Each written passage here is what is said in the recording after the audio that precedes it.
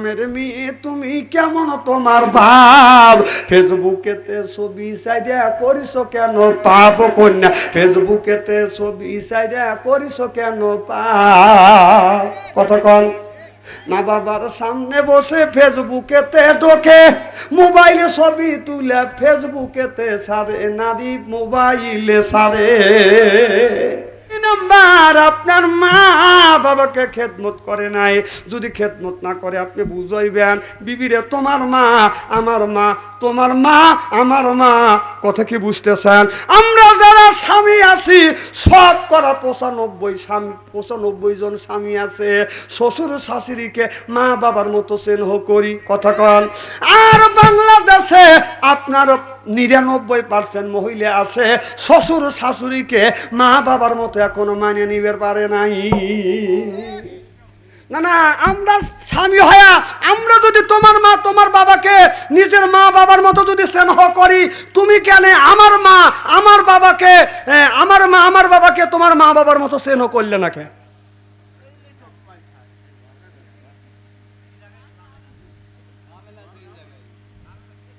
না না, কথা কি আমি অবাস্তব বলতেছি নাকি? মানে কোরআন হাদিস দিয়ে বাস্তবের সাথে বলতেছি যে আমরা যদি মানি, তুমি কেন আমার মা বাবাকে সেবা করতে পারবে না?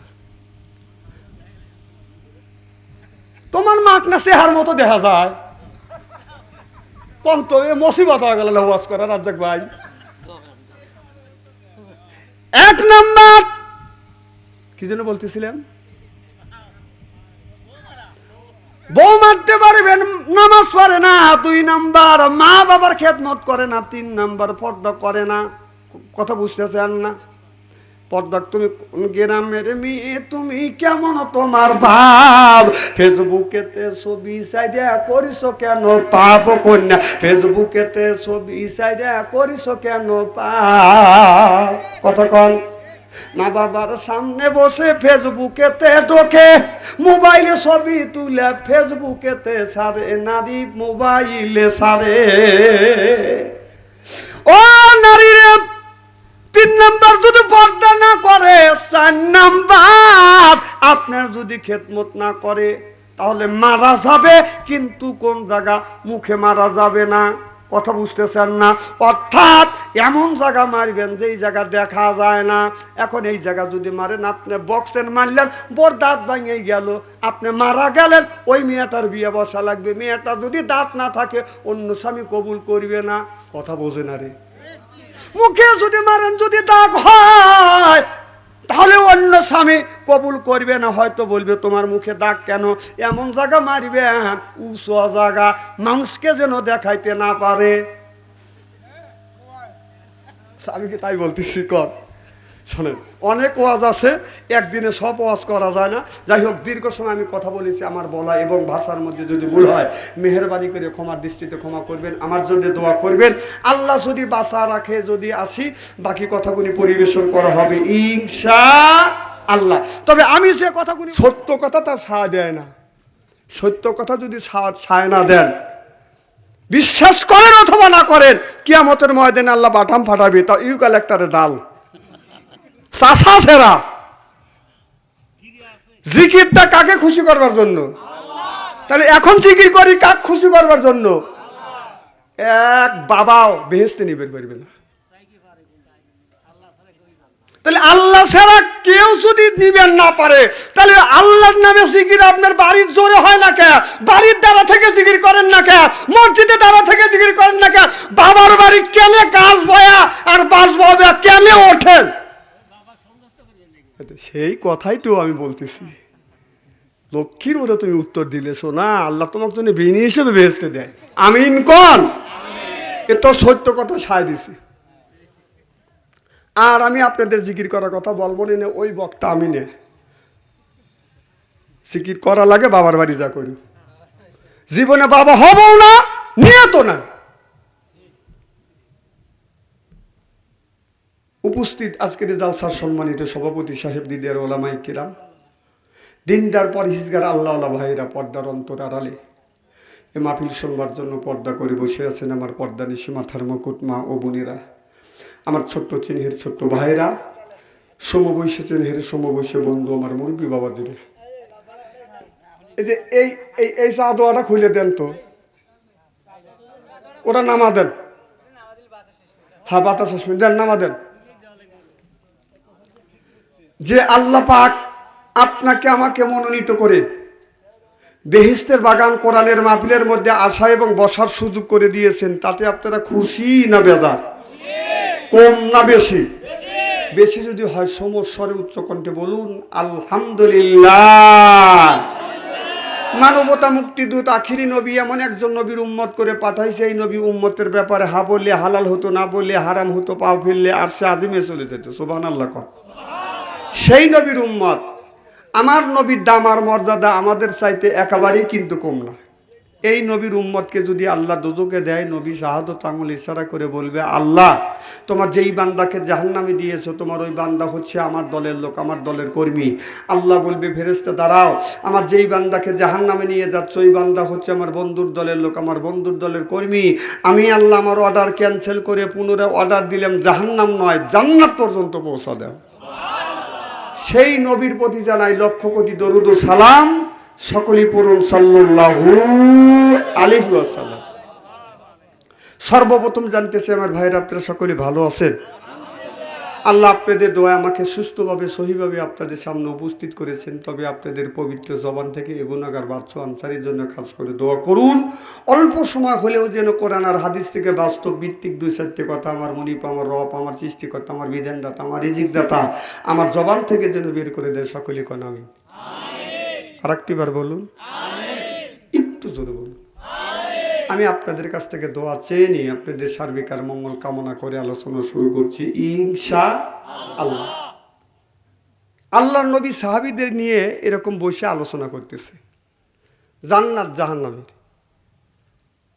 এমন সময় আল্লাহ রসুল বলতেছেন যে দাড়ি পাকা মানুষ, চুল পাকা মানুষ, বুড়ো মানুষ আল্লাহর জান্নাতে যেতে পারবে না। একজন বৃদ্ধ পুরুষ, বৃদ্ধ সাহাবী চোখের পানি ফেলে কান্দে। আমার নবী বললেন, সাহাবী তুমি কেন কান্দো? সাহাবী বলে, ইয়া রাসূলুল্লাহ, ইয়া হাবিবাল্লাহ, আপনি আপনার জবান শোনার জবান থেকে বলেছেন দাড়ি পাকা মানুষ, চুল পাকা মানুষ আল্লাহর জান্নাতে যেতে পারবে না। ও নবীজি, দুনিয়ার সব কিছু মিথ্যা হতে পারে, কিন্তু আপনার কথা মিথ্যা হবে না গো নবীজি। এই জন্যই কান্দি, আপনি বলেছেন বুড়া মানুষ, দাড়ি পাকা মানুষ জান্নাতে যেতে পারবে না, এই জন্যই আমি কান্দি। আল্লাহ নবী বললেন, সাহাবী রে তুমি কান্দো না। আমি নবী বললাম, আল্লাহ যদি তোমাকে জান্নাতে দেয়, তুমি কি জান্নাতে যাবা? সাহাবী বলে, ইয়া রাসূলুল্লাহ, ইয়া হাবিবাল্লাহ, নামাজ পড়ি, রোজা রাখি, হজ করি, যাকাত দেই, কোরবানি করি, আপনার সাথে পাশে থাকে গো নবীজি, একমাত্র আল্লাহর জান্নাতের আশায় চিল্লে এখন মারহাবা। আমার নবী বললেন, সাহাবী রে আল্লাহ যদি জান্নাত দেয়, তুমি কি জান্নাতে যাবা? সাহাবী বলে, নবী গো আমি জান্নাতে যাওয়ার জন্যই তো আল্লাহর ইবাদত করি। আল্লাহর নবী বললেন, সাহাবী আল্লাহ যদি জান্নাতে দেয়, জান্নাতের মধ্যে তুমি কি চাও? সাহাবী বলে, ইয়া রাসূলুল্লাহ, ইয়া হাবিবাল্লাহ, আমি বৃদ্ধ মানুষ, বুড়ো মানুষ, আর কোনো কিছু চাই না। ও গো নবীজি, জীবন ভরা নামাজ পড়ছি, রোজা রাখছি, হজ করছি, যাকাত দিছি। আল্লাহ বলেছে, যারা দুনিয়ায় ফাদখুলি ফি ইবাদি ওয়াদখুলি জান্নাতি,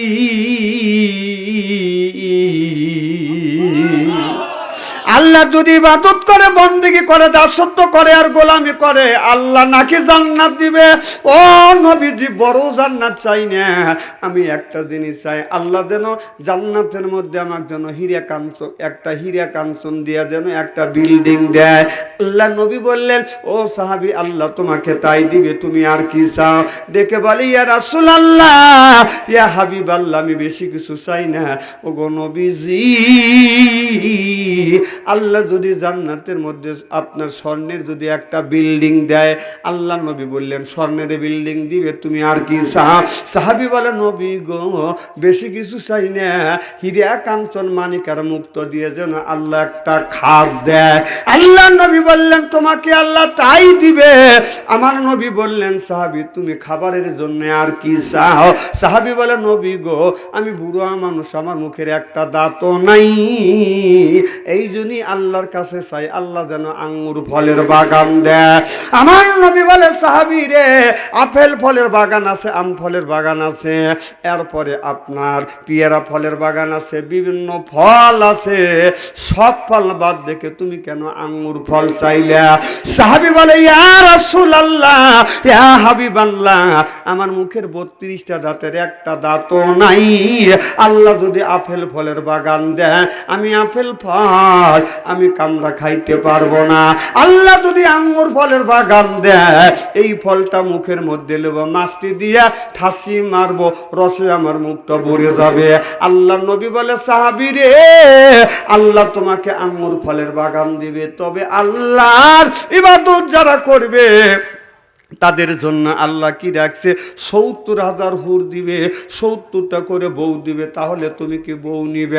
সাহাবী বলে ইয়া রাসূলুল্লাহ বসতে গেলে ইসিস করে বসি, দাঁড়াইতে গেলে ওমা করে আমি দাঁড়াই, আমি বুড়ো বয়সে এত বউ দিয়ে কি করব? আমার নবী বললেন বউ তোমার নিতেই হবে। সাহাবী বলে নবী গো আল্লাহ যদি জোর করে আমাকে বউ দেয় আমি বইয়ের হক আদায় করতে পারবো না, ছায়া দেখা ছাড়া কোনো বইয়ের হক আদায় করতে পারবো না। আল্লাহ নবী বললেন সাহাবী রে এই জন্যই তো বুড়া মানুষ আল্লাহর জান্নাতে যাবে না। আল্লাহ যখন এই মানুষকে জান্নাতে দিবে আপনার 120 হাত লম্বা বানাবে, আর এই সিনেটা ওসার হবে বাদান আপনার 7 হাত। জোরে কর সুবহানাল্লাহ। আওয়াজ খুব ভালো হচ্ছে না। আচ্ছা আমার ভাইরা আমার এ মুসলমান ভাইরা আল্লাহর হাবিবের উম্মতেরা ভালো করে লক্ষ্য করে শুনুন, তাহলে আল্লাহর ইবাদত করা লাগবে। ফাদখুলি ফি ইবাদি ওয়াদখুলি জান্নাতি, যারা ইবাদত করবে আল্লাহ তাদের জান্নাত দিবে। আর জান্নাতে যদি যেতে চান আল্লাহ কোরআনের মধ্যে বলতেছে ইন্নাল্লাযিনা আমানু, ইন্না মানে নিশ্চয়ই আল্লাযিনা সেবা যাহারা ঈমান আনবে ওই আল্লাহর উপরে, ওয়া আমিলু সলেহাত আর যারা নেক কাজ করবে, 1 নাম্বার ঈমান আনবে, আর 2 নাম্বার যারা নেক কাজ করবে ওই মানুষটাকে আল্লাহ কি করবে? কান্নাতুল্লাহুম জান্নাতুল ফিরদাউস নুজুলা। সুবহানাল্লাহ বললেন না? তাহলে আল্লাহর জান্নাতে যাইতে চাইলে কাজ করা লাগবে কয়টা? চোখে মুখে দেখতেছ না তাই না? এই যে 2টা। জোরে কোন কয়টা? 1 নাম্বার ইন্নাল্লাযিনা আমানু, ইন্না মানে নিশ্চয়ই আল্লাযিনা সেবা যারা ঈমান আনবে ওই আল্লাহর উপরে, ওয়া আমিলুস সলেহাত আর যারা নেক কাজ করবে। 1 নাম্বার ঈমান আর 2 নাম্বার নেক কাজ। সুবহানাল্লাহ বললেন না? এই 2টা কাজ যখন করবে আপনার জান্নাতের হুরেরা নিয়ে তাকে আপনার স্বর্ণের খাটের উপরে বসাইবে। সুবহানাল্লাহ বললেন না? আপনি যদি কুটুম বাড়িতে যান দেখবেন যখন যায় কুটুম বাড়ি বেশি বাইরে দেয় বাজান চাদর, আপনার আত্মীয় মনে করে হায়রে আমার বড় কদর, এরপরে আনে বাজান খানা, একটা তো ডাকনা ছাড়া না, তারপরে দেয় বাজান দই, খায়া তো বাজান হইসই, তারপরে দেয় পেপসি কোকো কোলা, মনের মধ্যে খায়া দেয়, মনের মধ্যে বাজান দেয় দোলা, তারপরে বাজান দেয় পান, মনের মধ্যে আসে বাজান গুনগুনানি গান, তারপরে একটু খায় হাকিমপুরি জর্দা, শরীর তার ঘামে যায় মনে করে সে একটা মর্দা।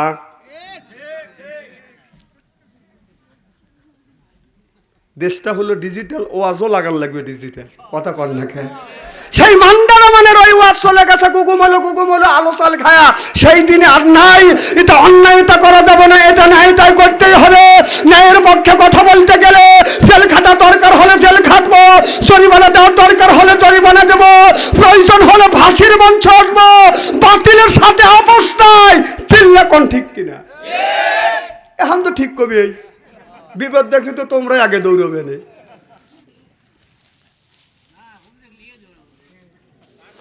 আরে চিনি, হুজুর আপনি আগিয়ে চলেন, হুজুর যখন ঠেলা খায় আর কেউ যায় না পিছনে, ওগুনি আমার দেখা শেষ।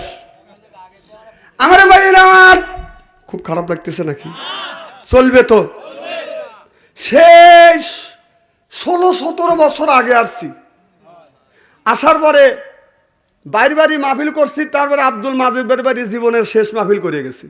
তারপরেও আপনাদের এলাকায় যদি ডেট চাই সময়ও দিতে পারি নাই, কিন্তু আমার ছোট ভাই আব্দুল রাজ্জাক দীর্ঘদিন আমার সাথে ছিল, আমাকে বলল ভাই আমার গ্রামে আসতে হবে, তাই আসছি দোয়া নেওয়ার জন্য এবং দোয়া করবার জন্য। সুবহানাল্লাহ, একটা জোরে